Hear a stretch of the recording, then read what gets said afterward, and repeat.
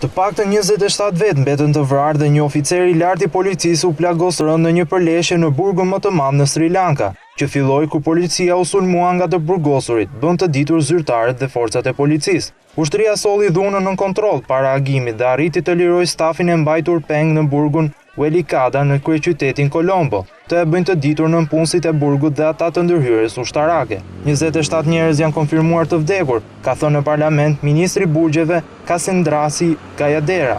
Dhuna shpërtheu kur oficerët të Task Force, komandot elit të policisë në Sri Lanka, nisën një kërkim në ambientet e burgut për drogë dhe telefona celular të palishëm. Komisioneri për burgjet, Kodi Pili, tha se të burgosurit kishin marrë armët, disa prej tyre automatike, duke hyrë me dhunë në arsenalin e armatimeve të burgut. Operacionet e kërkimit janë duke vazhduar për të pastruar vendin dhe rigjetur armët, dhe gjithashtu për të gjetur të arratisurit, u shpreh ai.